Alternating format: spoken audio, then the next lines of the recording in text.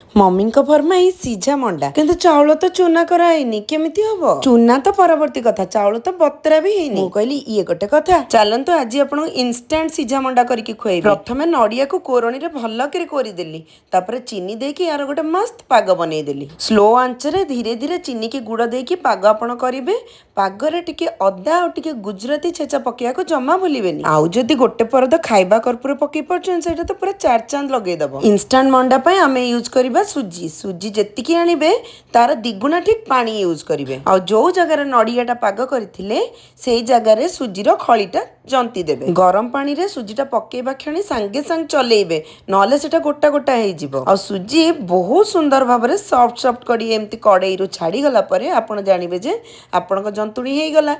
एबे ताकू से गरम अवस्था रे आमे हाथ रे टिके तेल कि घी मारिकी किंबा टिके पानी हाथ होइकी भल्लरे चकुटी चकुटी ताकू गोटे सॉफ्ट राउंड डोटे बनै दबा आ सेइथिरु किछि पोर्शन नै कि आमे जेमति वीडियो रे देखुचंदी सेमिति नडिया पूरा त भितरे पसेकी गोटे बढ़िया मंडा पिठा तयारी कर दबा आपण चाहिले नडिया पूरा बदल रे ता भितरे दही छेना भी पसई परिबे किंतु आमे माने टिके नडिया पूराटा पसंद करू तो आ सेमिति रे भी कार्तिक मास सोमवार रे नडियाटा पिठा आइतिबो ताकू नष्ट करबा काहे यूज कर दबा आ कोन आ ई जो मम्मी तयारी करथले एबे देखिले आपण गोटे मोदक भलिया सेटा होच मो पुअर फरमाइश परा मंडा सब गढ़ाबा भितरे मु इडली छांचरे पानी देकी तार जेतिकी थाक अछि सब बाहर कर देकी बस तळ थाकटा को रखीकी पानी को फुटीबा पई छाडी देली आ ता भितरे सब मंडा को देकी ठीक 10-15 मिनिट रखी साला पर मंडा को बाहर कर देली एबे देखंतु मंडार टेक्सचर आ तार सॉफ्टनेस मम्मी को पाई मंडा तैयारी हो गला बस हाफ एन आवर रे और मम्मी भी खाई के खुश और तांको दयारु आमे माने भी खाई के बहुत खुश हो कोन आज पे एतिकी रहिली नमस्कार चैनल को सब्सक्राइब करके